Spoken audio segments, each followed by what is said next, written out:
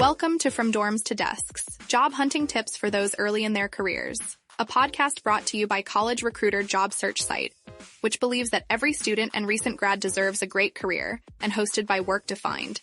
Join our AI co-hosts as they dive into tips, tricks, and insights that will help you land your next part-time, seasonal, internship, or entry-level job. Let's get your career started. Welcome to the deep dive. You know, if you really want to understand one of the biggest, most painful contradictions in the economy right now, it's this. Oh, yeah? The jobs that we all decided were absolutely essential during the pandemic. Right. The ones we couldn't live without. Those jobs are overwhelmingly filled by people who are treated as, well, completely disposable. Utterly disposable. And we're diving into a set of sources today that just lay this disconnect bare. I think this one quote we found really sums it all up. It really does. If HR wants to claim a seat at the table, it needs to start by pulling up a chair in the break room. That's our starting line right there. We're looking at this huge growing chasm between, high-level corporate strategy, all the talk about AI and employee experience. All the glossy initiative. Exactly. Yeah. And then the harsh reality on the ground for, 80 million Americans? The hourly frontline workforce.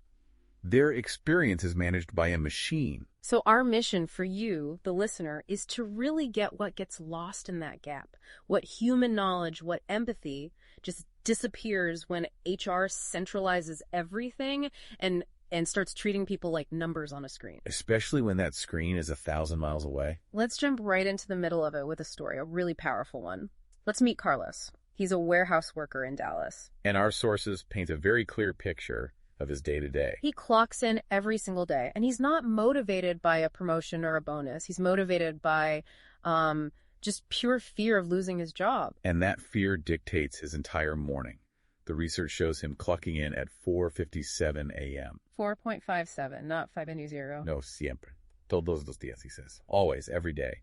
And he does it because his company has this high-stakes, no-fault attendance policy. Okay, so no fault. What does that actually mean for him? Is it just a warning or is it a real threat? It is the threat. It threatens everything. Being just 1 minute late gets you an immediate strike. 1 minute? 1 minute. And Carlos already has one strike. Why? Because his bus broke down a few months ago. Something totally out of his control. So no one to talk to, no one to explain it to? Absolutely not. The policy is intractable. 2 strikes, you get lower scheduling priority. 3 strikes, you're fired. Instantly. And the sources are really clear on this point. Crystal clear. No appeals, no explanations, no arbitration. And I think this is the crucial part. No humans are involved at all. The time clock makes the decision. The system fires you. That's just astonishing. And it highlights this incredible paradox. You have HR executives spending, hundreds of millions on engagement and culture? Right, on the employee experience. While Carlos is living in fear of an automated time clock. How do the sources explain that disconnect? It really comes down to a chasm, both geographic and, physical. Carlos's job is hard. It's demanding, repetitive, even dangerous. And the HR team. They're 1,000 miles away in, a suburban Salt Lake City office. They've never met him. They'll never meet him. So for them, culture is an initiative. For him, the culture is compliance and penalties. They're managing a person they don't know. A person they will never know. And, this gets to the heart of the strategic paradox we need to keep in mind here. These jobs, the ones treated with this automated contempt, they're often the least replaceable labor a company has. That's it. That is the core strategic failure we're looking at today. So why are we treating our most vital assets as our most disposable? Well, let's zoom out from Carlos for a second. His story, as powerful as it is sadly, it's the norm for millions of people. Right, so let's talk about the sheer scale here. This isn't a small group of workers. Not even close. We're talking about the hourly workforce. That's over 80 million Americans. 80 million? Yeah. Based on BLS data, that's more than 3 out of every 5 workers in the U.S. This is the engine. And this engine, for the most part, operates in total silence. A silence that's born from financial precarity, I'd imagine. I mean, what does the data say about their ability to absorb a penalty or a missed shift? The financial reality is, it's terrifyingly fragile. 44% of all U.S. workers are officially classified as low wage. And the median wage there is what, about $10 an hour? Around $10.22 an hour, yeah. Even Carlos, who's making $17.50 an hour, he's only taking home about $1,050 a week after taxes. So just enough to get by. The research calls it just enough. It covers rent, groceries, the absolute essentials. But there is zero margin for error. And that zero margin piece is so critical. There's that Federal Reserve report cited in the sources. It's just staggering. It is. It found that 37% of American workers do not have enough cash on hand to cover a $400 emergency. Just think about that. A busted tire. A trip to the emergency room for your kid. For most of us, that's an inconvenience. For this population, it's a catastrophic event that can derail everything in an instant. So survival isn't about climbing the ladder. It's just about avoiding that one crisis. Exactly. The goal is just preventing that one thing from going wrong. Which completely reframes what a good job even is. The sources had that really blunt assessment from a CNA, right? Yeah. A woman named Denise, her definition just cuts through all the corporate jargon. She says, and this is a quote, "A good job is one where you get paid on time and you don't go home crying every day." Wow. The goal isn't some abstract mission statement. It's stability. It's dignity.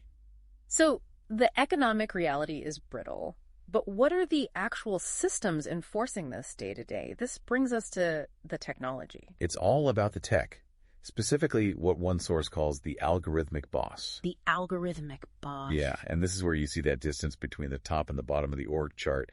You have HR leaders debating generative AI, right, while the people they manage are just worried about clocking out on the dot so they don't get a penalty, sometimes before they can even go to the bathroom. And for them, the most important piece of HR tech isn't some fancy new platform. Visionary voices, bold breakthroughs. This is Shally's Alley, where top recruiting minds spill their best-kept secrets live every Friday at 1 p.m. Eastern. Raw, unfiltered conversations on sourcing, hiring, and the future of talent, where we ask the tough questions no one else will. Tune in and level up. No, absolutely not. It's the time clock. For these workers, HR tech is not an enabler. The analysis is clear. It's an inhibitor. It's a trap. That time clock is the main and often the only interface they have with the company. And it's almost always punitive.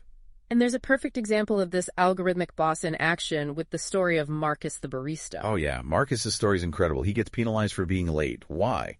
Because the company's own scheduling app didn't update his new shift time until 11:45 p.m. Long after he would have gone to bed. Exactly. So he shows up at his normal time, finds out he's late, and he gets dock pay. And there's no recourse. None.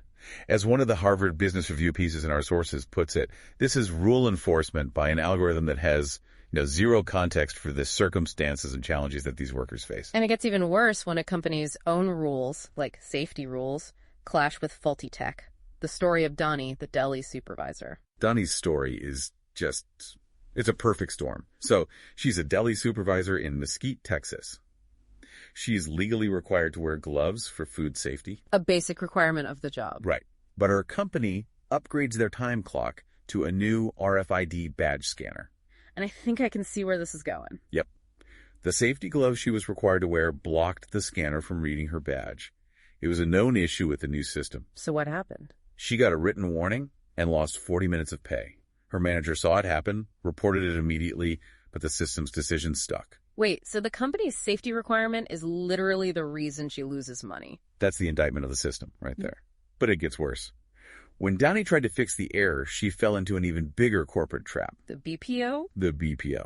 She learns that corporate outsourced the entire payroll and time system to a third-party vendor, a business process outsourcing firm.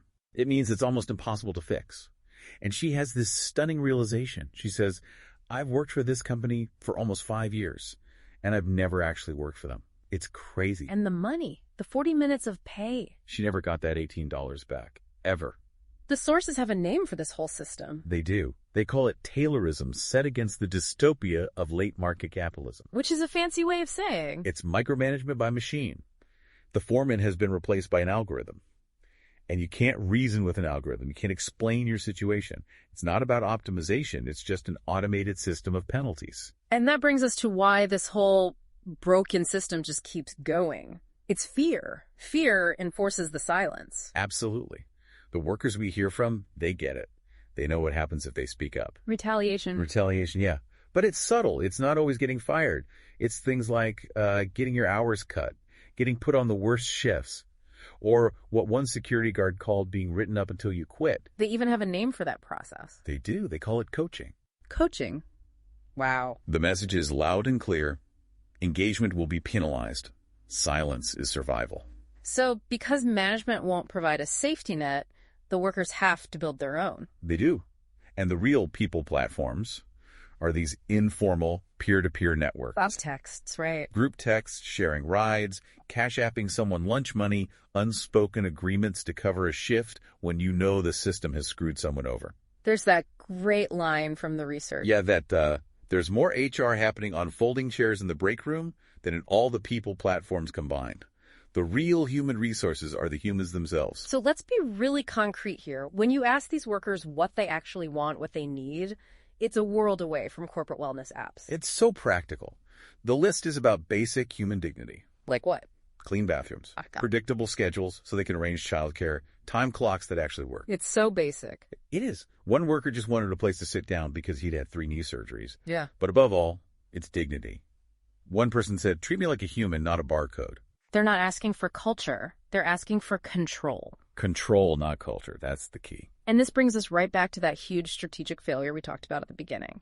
Because these jobs, we're talking elder care, restaurants, logistics. The essentials. They're the most essential, and they are the least automatable jobs we have. Yet the people doing them are completely excluded from the conversation. They've been ghosted by the HR function. Which, when you think about it, makes relying on automated punishment not just a moral failure, it's a massive strategic liability. This labor is irreplaceable. So what's the solution? What's the imperative for HR leaders who are listening to this and want to bridge that gap? It's shockingly simple, but it's not easy. It requires showing up. HR has to stop hiding behind policies and surveys and tech. You can't manage from an office 1,000 miles away. You can't. The imperative in the research is this, and I'm quoting, you can't outsource empathy. You can't automate dignity. You have to show up. What does show up mean in practice? It means get on the floor, walk the warehouse line, ask people what is actually broken, and this is the important part, shut up, listen, and then go fix it. Fix the operational problems before you launch another engagement survey. So to pull this all together for you, the listener, the main takeaway is really clear. The biggest problems that frontline workers face: punitive attendance, last-minute scheduling, fear of speaking up. Right. These are not unsolvable issues. They are fundamentally human resources problems that have been masked by bad technology and, frankly, by distance. And if you connect that to the big picture, that final quote from the sources really captures the power dynamic here. Remind us what it is. When you say your company is in the people business, remember, those people are watching, and they're counting on you. We've spent this deep dive talking about the immense cost of survival for the individual worker, but maybe the bigger question we should leave you with is for the organizations themselves. If these so-called disposable jobs are actually your most essential, your least automatable, how much risk are you really taking on by relying on automated fear? By treating your most critical labor as your biggest liability? We've seen the cost of survival for the worker. But what's the true long-term cost of indifference for the organization? Something to think about. This has been From Dorms to Desks, job hunting tips for those early in their careers.